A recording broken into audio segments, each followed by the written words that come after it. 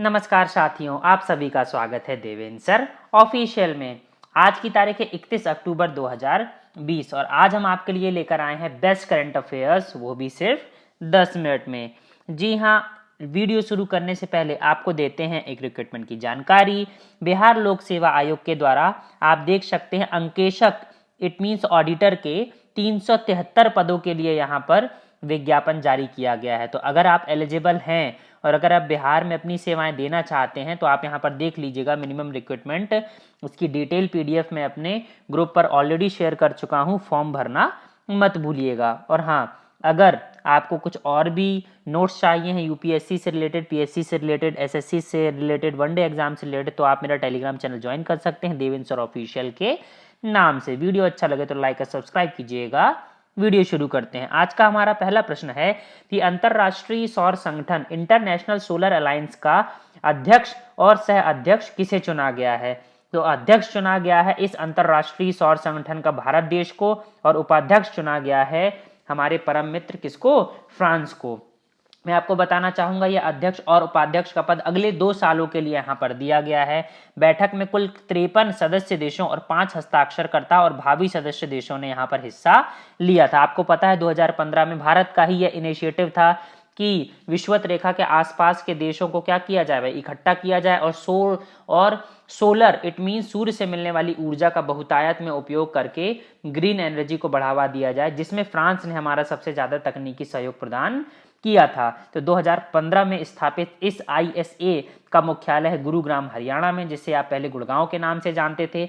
इसके हाल फिलहाल में जो लीडर हैं, जो प्रमुख हैं, जो काम देखते हैं, उनका नाम है उपेंद्र त्रिपाठी। आप देख सकते हैं आईएसए के 4 क्षेत्रों का प्रतिनिधित्व करने के लिए 4 नए उपाध्यक्षों का भी यहाँ पर चयन किया गया, जिनका आप नाम यहाँ पर सामने देख सकते हैं। वैसे पेपर में इतना ज्यादा डिटेल में पूछा नहीं जाएगा। International solar alliance. अगला प्रश्न देखिए, महाराष्ट्र की सरकार ने वर्ष 2020 और 21 के लिए गान साम्राज्ञी लता मंगेशकर पुरस्कार किसे देने की घोषणा करी है। तो महाराष्ट्र सरकार के द्वारा ये जो लता मंगेशकर पुरस्कार दिया गया है वर्ष 2020 और 21 के लिए दिया गया है उन्हीं की बहन पार्श्व गायिका उषा मंगेशकर को।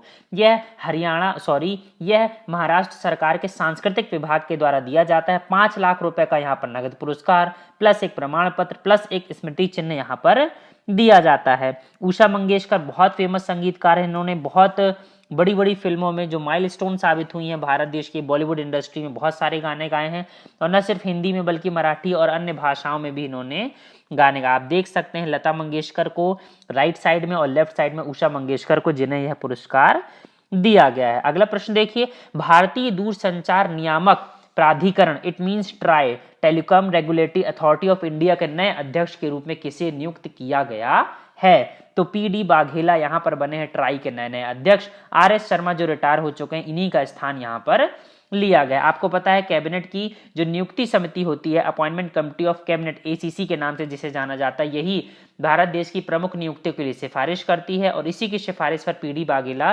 ट्राई के नए अध्यक्ष बन गए हैं। ट्राई की स्थापना की गई थी 20 फरवरी सन 1997 को। इसका बढ़ता है मुख्यालय कहां पर, नई दिल्ली में। आप देख सकते हैं भारत देश उभरता हुआ एक टेलीकॉम मार्केट है पूरी की पूरी दुनिया में, जिसकी सबसे बड़ी कंपनी है रिलायंस की जियो। अगले प्रश्न की तरफ चलते हैं। T20 इंटरनेशनल्स में most dismissed by wicket keeper के रिकॉर्ड को हाल ही में किसने तोड़ दिया है।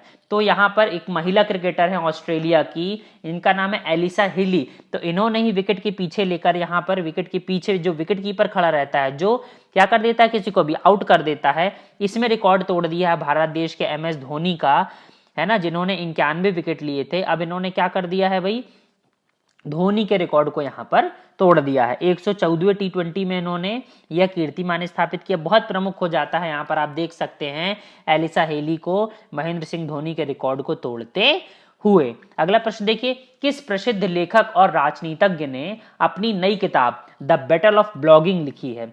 तो भारत देश के बहुत प्रमुख राजनीतिज्ञ हैं, कांग्रेस पार्टी से आते हैं, शशि थरूर। इन्होंने ही यह पुस्तक लिखी है the battle of bloggings. FL book company के द्वारा यह प्रकाशित की जाएगी। इस पुस्तक को दुनिया भर में और विशेष रूप से भारत में राष्ट्रवाद के सिद्धांत, नेशनलिज्म की बात यहाँ पर की जा रही है, उसके विकास और अभ्यास का वर्णन मैग्नम आपस के रूप में यहाँ पर किया गया। पुस्तक पुस्तक, यह वाली जो पुस्तक है द बैटल ऑफ ब्लॉगिंग, उनकी पुस्तक how I am a Hindu का विस्तार स्वरूप है। इनकी एक सीरीज चल रही है, इन्हीं के तहत इसका भी, इस बुक को भी यहाँ पर लिखा गया है, जिसमें राष्ट्रवाद, देशभक्ति, मानववाद, लोकतंत्र और उनकी उत्पत्ति के विचारों को ऐतिहासिक संदर्भ यहाँ पर प्रदान किया गया है। तो आप देख सकते हैं फ्रंट पेज के साथ में द बैटल ऑफ ब्लॉगिंग्स किसकी भाई, शशि थरूर की पुस्तक है। इसके अलावा आपको याद होगा वॉइसेस ऑफ डिसेंट नामक पुस्तक लाई गई थी, बहुत फेमस इतिहासकार है रोमिला थापर, इनके द्वारा।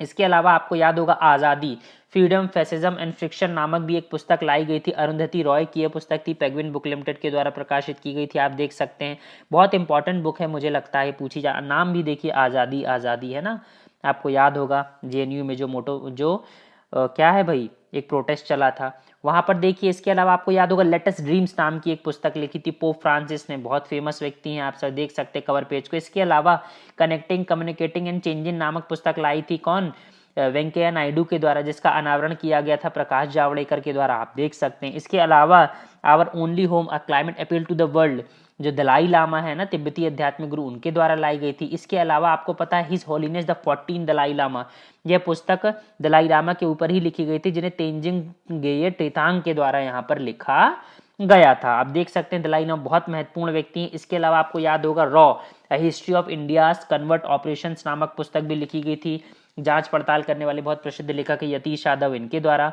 वह डिटेल में बताया गया था रॉ के बारे में। रॉ का संस्थापक का नाम पूछा जाता है बार बार, रामेश्वर नाथ काव, भूलिएगा मत, वेरी वेरी इंपॉर्टेंट क्वेश्चन है। इसके अलावा अब हम चलते हैं अगले प्रश्न की तरफ। अगला प्रश्न है कि गुजरात की कोकिला कही जाने वाली किस जानी मानी गायिका का कोविड-19 के कारण यहाँ पर निधन हो गया है। तो देखिए कौमुदी मुंशी, मैं फिर से रिपीट कर रहा हूं, आपसे सीधा सीधा प्रश्न पूछा जा सकता है कि गुजरात की कोकिला किसे कहा जाता है। तो कौमुदी मुंशी को कहा जाता है गुजरात की कोकिला, जिनका क्या हो गया भाई, असमय यहाँ पर देहांत हो गया कोविड-19 के कारण। उन्होंने अपने करियर की शुरुआत और ज्यादातर क्या है भाई गुजराती गाने गाए थे, जैसे कि सच्ची रे मारी, सत्रे भवानी माँ, ऐसे बहुत लोकप्रिय थे, है ना। इसके अलावा 1963 में एक भोजपुरी फिल्म में भी उन्होंने क्या किया था भाई, गान दिया था। तो बहुत विशेष हो जाती है यहाँ पर कोई लोकल स्टेट में अगर किसी को ऐसा टैग दे दिया जाता है, जैसे कोकिला, है ना, मतलब बहुत प्यारा गाने वाली। अगला प्रश्न देखिए, ऑस्कर पुरस्कार जीतने वाली किस भारतीय का यहाँ पर, किस पहली भारतीय का यहाँ पर निधन हो गया है। तो ऑस्कर पुरस्कार पाया था सबसे पहले भानु अथैया ने, है ना भैया। आपको याद होगा 1982 में गांधी फिल्म आई थी, है ना, इसी के लिए उन्हें सर्वश्रेष्ठ कॉस्ट्यूम डिजाइनर का यहाँ पर ऑस्कर पुरस्कार मिला था। जी हाँ, मैं फिर से रिपीट कर रहा हूँ, ऑस्कर पुरस्कार मिला था। बहुत बहुत ही महत्वपूर्ण ये मूवी थी, जरूर देखिए, मैं बार बार देखता हूँ।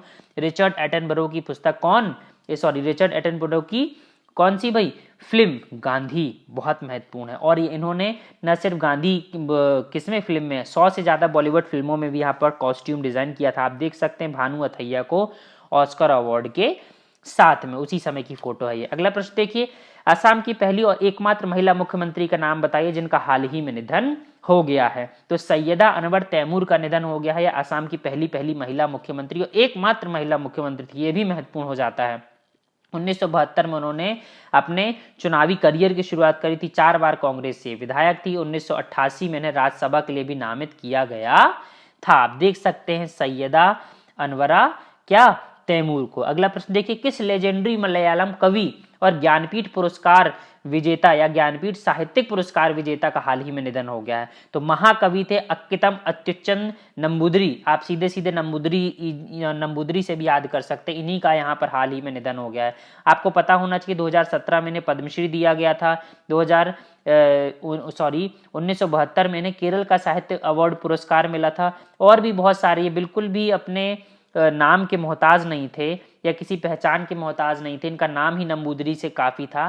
दक्षिण भारतीय बहुत अच्छे से जानते हैं हमारे क्या है अत्युच्चन किसको, नंबूदरी जी को। अगला प्रश्न देखिए, अंतरराष्ट्रीय गरीबी उन्मूलन दिवस हर साल विश्व स्तर पर कब मनाया जाता है। तो 17 अक्टूबर को मनाया जाता है। इस दिन का उद्देश्य दुनिया भर में विशेष रूप से विकासशील देशों में गरीबी और उन्मूलन की आवश्यकताओं के बारे में यहाँ पर लोगों को जागरूक करने का रहा है। इस साल की इसकी थीम थी acting together to achieve social and environmental justice for all. अगला प्रश्न देखिए, आप देख सकते हैं इसकी थीम के साथ जो लोगो जारी किया गया है। अगला प्रश्न, हर साल विश्व स्तर पर वर्ल्ड फूड डे यानी विश्व खाद्य दिवस कब मनाया जाता है? वेरी वेरी इंपॉर्टेंट क्वेश्चन है। अक्टूबर से सबसे ज्यादा क्वेश्चन पूछे जाने वाला ये वर्ल्ड फूड डे होता है। 2 तारीख की गांधी जयंती होता है और 31 तारीख का होता है हमारा कौन सा, राष्ट्रीय एकता दिवस। तो ये बहुत महत्वपूर्ण पुरस्कार है। इसकी इस साल की थीम थी grow, nourish, sustain and together. आप देख सकते हैं दुनिया भर में सभी के जीवन की भूख की समस्या को मिटाने के लिए यह दिन मनाया जाता है 16 अक्टूबर को, वर्ल्ड फूड डे। इसके अलावा हमने विश्व शिक्षक दिवस मनाया था 5 अक्टूबर को। इसके अलावा हम 2 अक्टूबर को मनाते हैं गांधी जयंती या अंतरराष्ट्रीय अहिंसा दिवस, इंटरनेशनल नॉन वायलेंस डे। अगर आपको वीडियो अच्छा लगे तो प्लीज लाइक और सब्सक्राइब करना मत भूलिएगा। धन्यवाद।